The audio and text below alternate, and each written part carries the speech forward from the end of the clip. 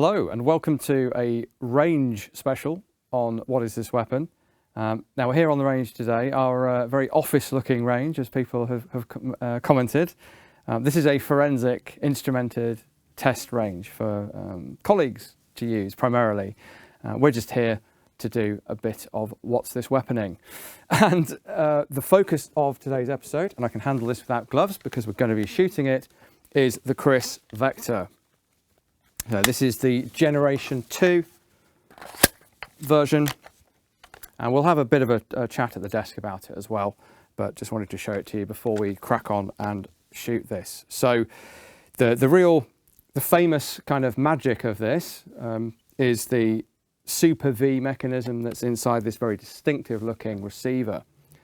And really the best way, we'll take this apart and show you how the bolt does its dive down to help mitigate muzzle rise. That's really the focus of this system. But by far the best way to visualize that is World of Guns. So this is another of our collaborations with the guys at World of Guns. Fantastic. I always think of it as an app more than a game, but it is a game. And you can, among other things, check out the Generation 1 Kriss Vector. This, as I say, is Gen 2. And they will both work the same way. So please do check that out. We're going to throw up some clips from the game as well to illustrate what I'm talking about when I explain what's going on inside it. But before we do that, let's actually fire this up with 45 ACP ammunition and test it out, and maybe against a couple of classics as well that you might have noticed.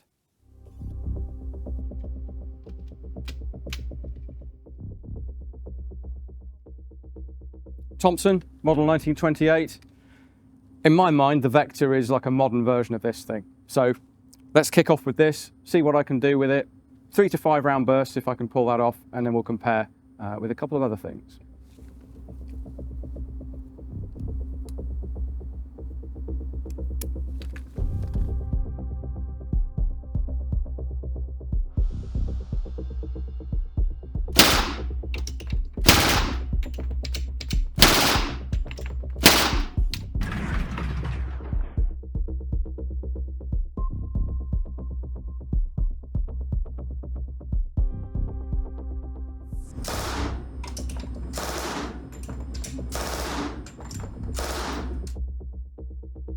Okay, that wasn't bad. Let's go down and have a look. So fairly good group there, but we do have a couple classically coming up and to the right. Pretty standard, even with that compensator and the heft of the Thompson. Unless you do this regularly, which I'm not that fortunate enough to do, it will push you back and pull to the right. So that's kind of what I expected to see. Perfectly good at this kind of distance, like no more than 10 meters away. But let's see how we do with something a little bit more modern.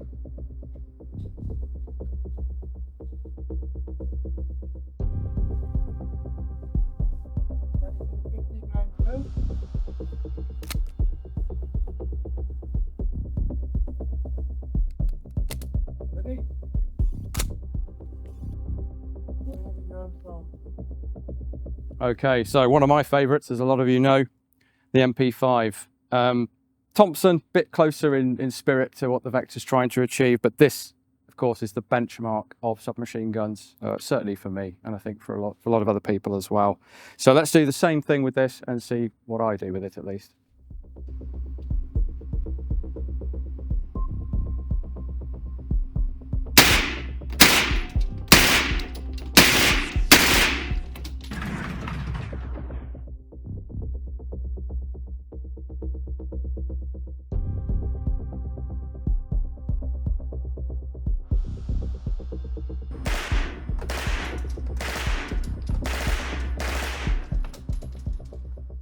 All right, well that took me a little bit by surprise. I forget how controllable the MP5 is in terms of trigger control.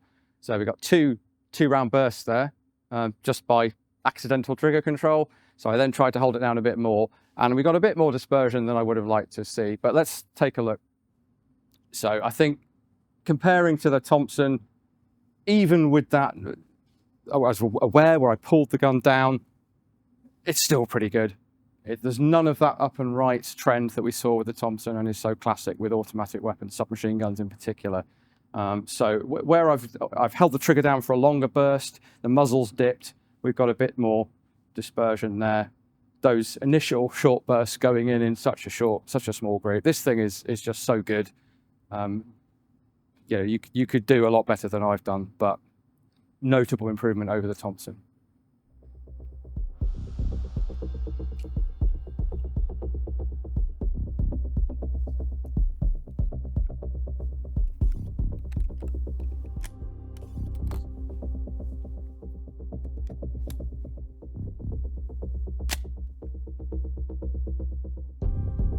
Right, so the main event, in theory, is the Kriss Vector. Obviously it's 45 like the Thompson, shares a couple of features with the Thompson, but a much higher rate of fire. But we have this secret sauce going on in here that in theory should moderate the felt recoil. But it's been 12 years since I've shot one of these, so let's see how I get on. Again, 3 to 5 round bursts, if I can manage them.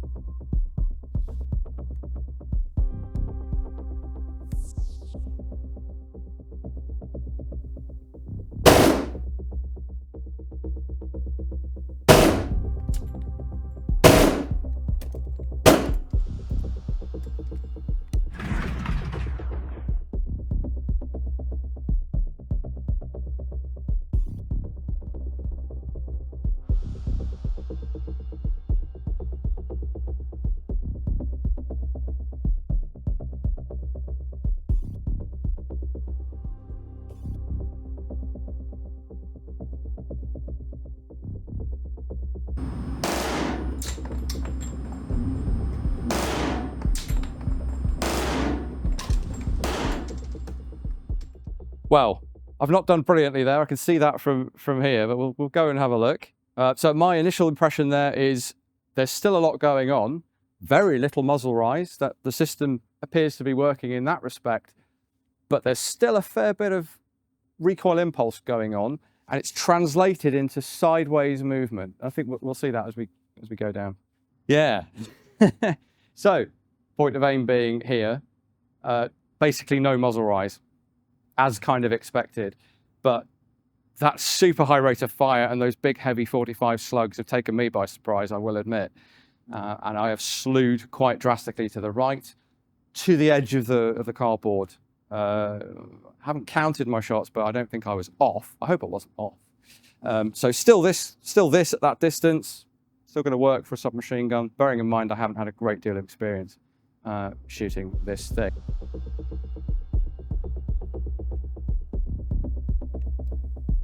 Right, I really want to give that another go. I'm curious to see whether, knowing what I know now, whether I can do a better job of controlling it.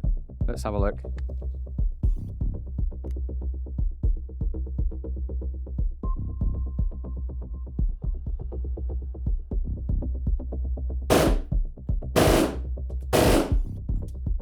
Okay, much better. I've eliminated that lateral spread quite nicely. However, force of habit, I think I've pulled it down. Let's have a look. Yeah, you can see about half the lateral spread there, just from anticipating pulling the weapon to the left using that vertical grip at the front. You could probably do that on the body as well, on the receiver. Fine, but I've reverted to what I have learned over the years shooting automatic weapons, which is that you anticipate and pull down. And I was conscious to not do that the first time, but I've done it the second time. So if we kept going, I don't think we've got the ammunition to do that. I could perhaps tighten it up to, we could basically perhaps ignore those two at the bottom. So where I remember the Vector really shining was in its 2-round burst mode. So let's try that out. Right, so this is where this thing should really shine based on my dim memories of years ago and everything I've read and watched on this thing. I should be able to do, even as an amateur, a lot better with this 2-round burst mode. So let's give it a go.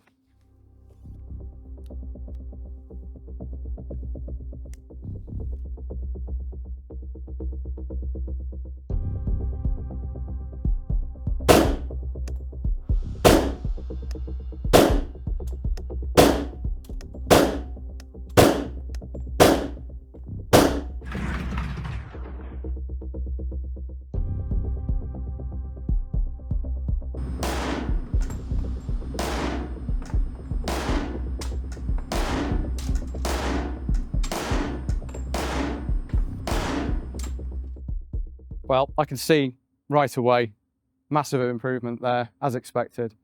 There's really so much less movement going on with just the 2 rounds. 2 rounds, very, very high rate of fire, of course, we know, 1,200 rounds per minute. But capping it off at 2 rounds really seems like the sweet spot. I was able to put all of those reasonably rapidly for me into a much smaller space. So let's take a look. So I've shot a little high there. I think that's me. I don't think that's the weapon. No perceptible muzzle rise for me looking through the sight. And with the 2 round bursts, I dare say we've got a bit of spread here, though they don't quite add up. But yeah, that group size is the best that we've had so far, and kind of expected. But I'm glad that I was able to do justice to that system.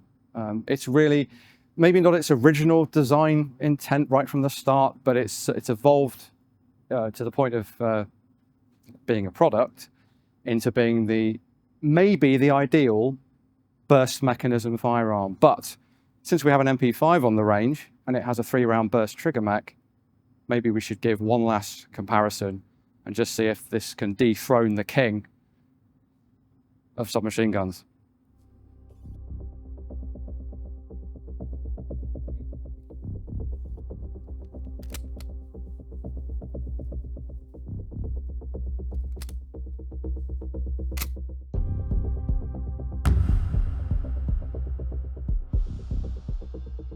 Right, the classic, the MP5 with 3 round burst mechanism.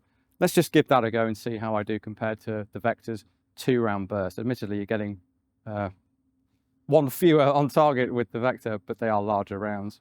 Anyway, let's give it a try.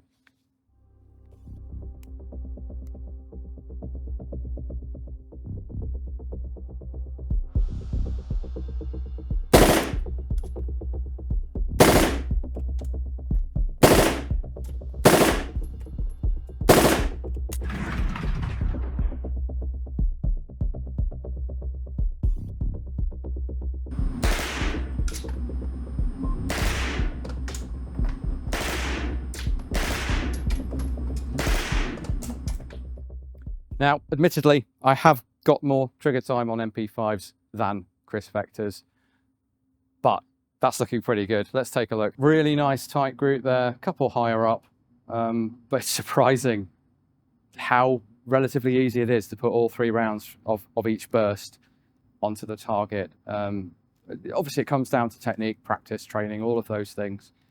But, of the burst mechanism submachine guns, it's going to be hard to choose between the two as far as very high rate of fire, big bullets out of the Vector versus smaller bullets, but 3 of them quite controllably coming out of the MP5. I'm not going to pick. You be the judge. Let us know in the comments which you think is better.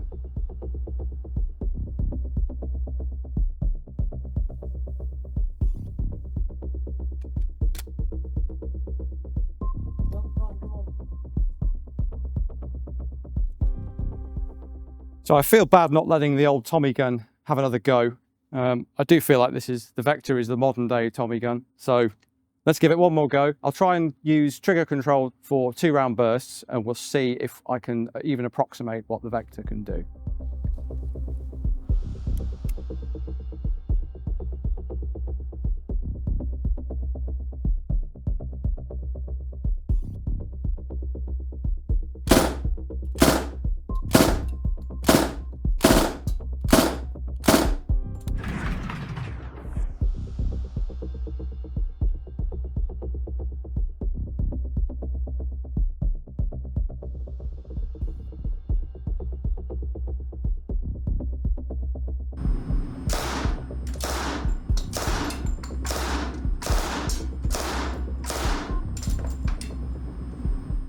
Well, that was pretty good. It does weigh an absolute ton, which helps, but let's take a look at the target. Pretty good. I did accidentally fire a 3 round burst at one point, but with a bit of practice, you'd be able to put doubles in, no problem. Reasonably high rate of fire as well, of course, 800 to 900 maybe on the 1928. Nowhere near the Vector's 1200, but still, you could put a fair old volume of fire down. But I think, if anything, that sort of confirms my harebrained idea that the Kriss Vector is like a 21st century Tommy gun. Welcome back to the table. hopefully you enjoyed that shooting footage there. We thought we'd launch straight in and show you that. Now that we're back at the desk, I can reveal that we do in fact have two Kriss Vectors.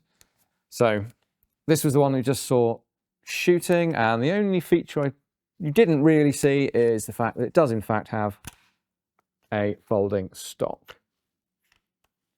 So just using this button pivots between the locked position and the closed position without a latch on the side as the Generation 1 gun did. And it also is adjustable for length, which you won't have seen either. So just different positions. Sorry, I should say there is actually a clip still on the side of the Gen 2 gun for the, I believe you can fit the original type folding stock. This isn't it, so it doesn't reach. So, but it stays shut happily under its own lock mechanism built into the hinge.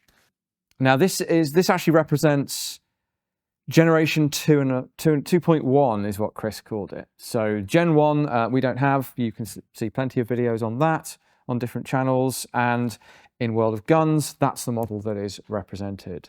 So I'm going to pop one of these apart in a moment, show you the mechanism and some clips from the game as well.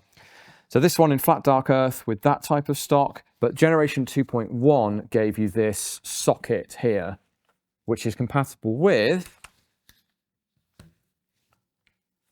the AR-15 buffer tube, meaning you can fit, well, this is a Kriss type stock that came with this one, but you could then fit from Generation 2.1 onwards, 2017 onwards, you could fit whatever AR-15 buttstock you wanted onto a tube. I'm not a fan of that. I like my unique weapons to have unique buttstocks, but we will focus on this one just to show you what's inside. For those of you who haven't seen it, incidentally, there is a Gen 3 out quite recently, just about the time we acquired these. Typical. Thank you very much to Kriss, by the way, for getting these to us and for a very reasonable price as well. But just after that, they launched their Gen 3. So yeah, Gen 1, which is the early, obviously, the early design, made low rate production 2008, mass production after that, of course. And in 2015, Gen 2 comes along with the redesigned receiver, and a few other bells and whistles.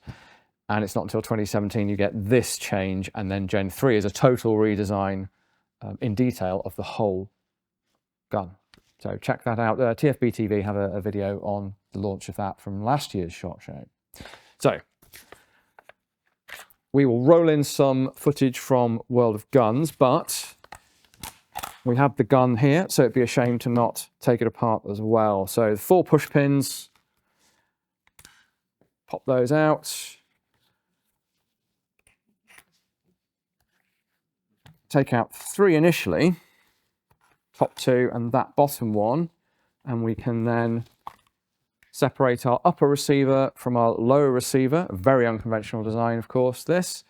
Upper receiver contains obviously our pistol grip, our buttstock, very lightweight part of the weapon, and a vertically, they're all vertical, or nearly all, downward pivoting hammer. So that's the hammer there.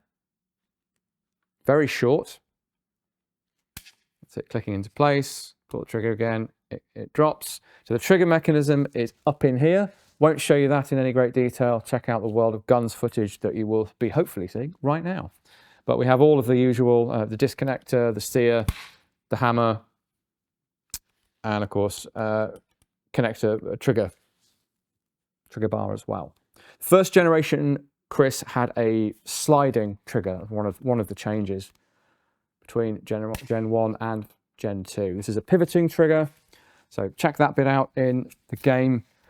Where the magic happens, as it were, is down here, and this is the real heft of the system. It is a hefty beast, nowhere near the weight of the Thompson that you saw, but it's heavy nonetheless, and front heavy because of the way it has to be.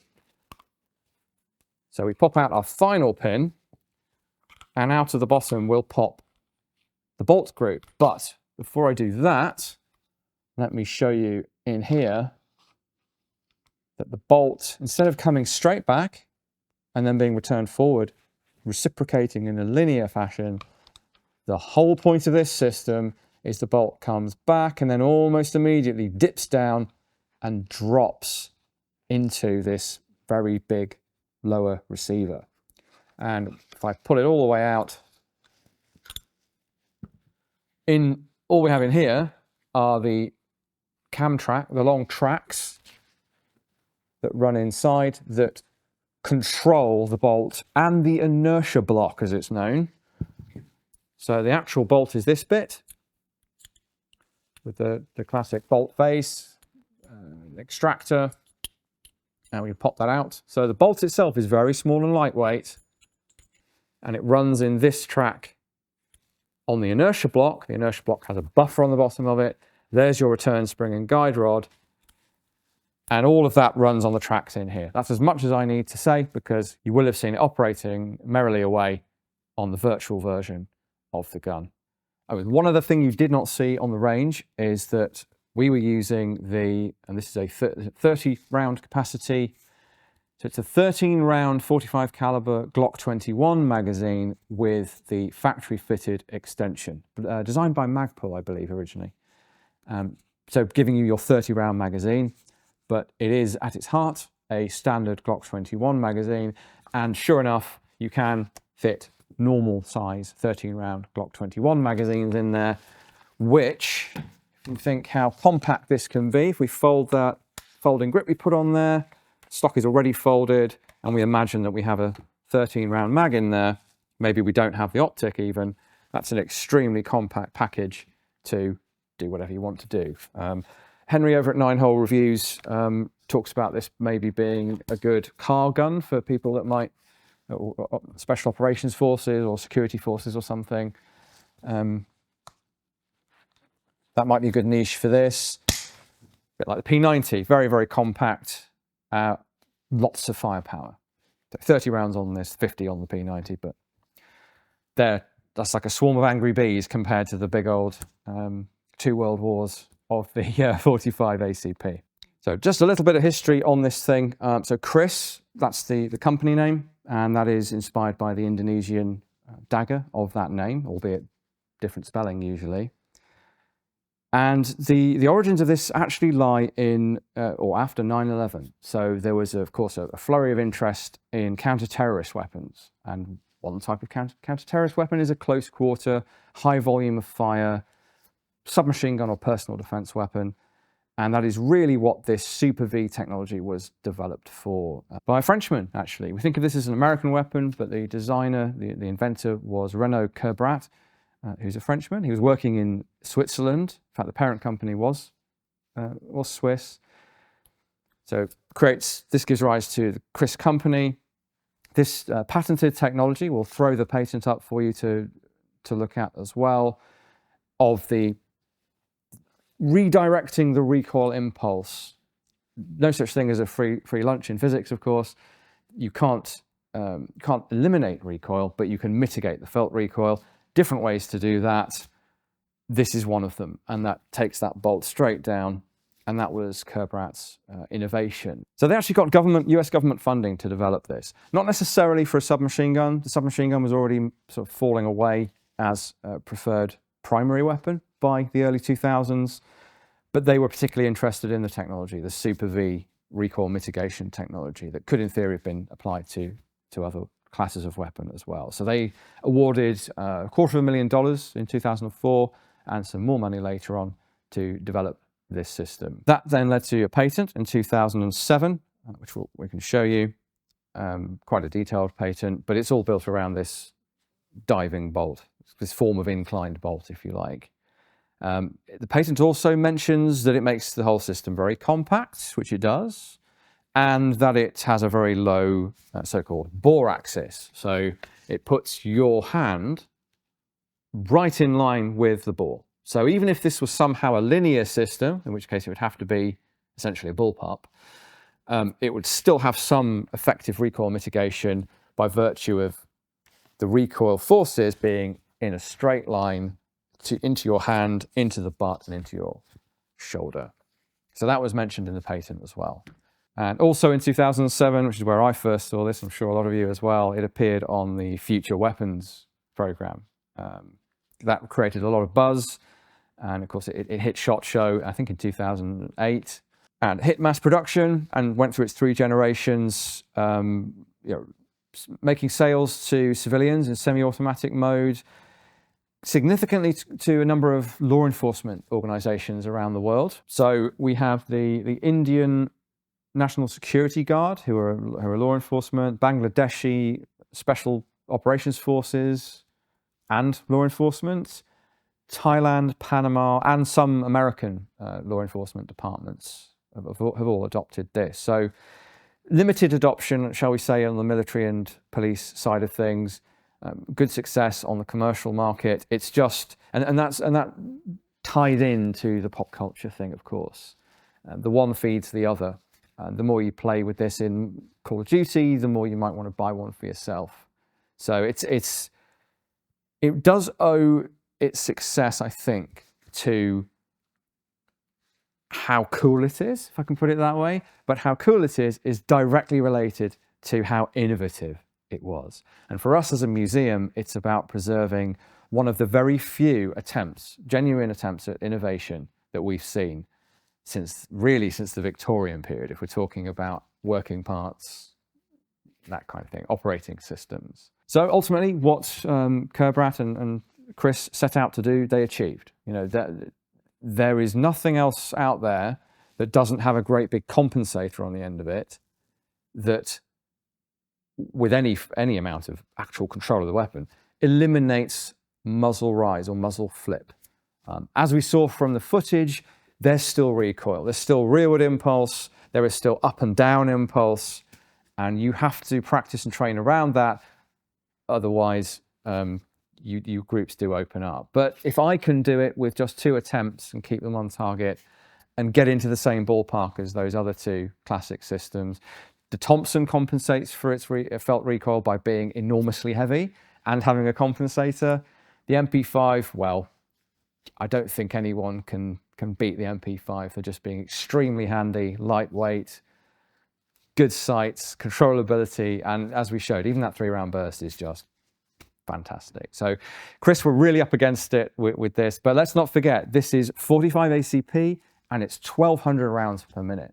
So it is doing a lot to keep that under control. And don't forget, if you want to get into the guts of this thing, see what makes it tick, you can check out World of Guns. Download it and work your way toward unlocking it, or we will have some codes available for you. We'll flash that up on the screen for some of you at least to get a free access to the Kriss Vector in World of Guns. Well worth a look.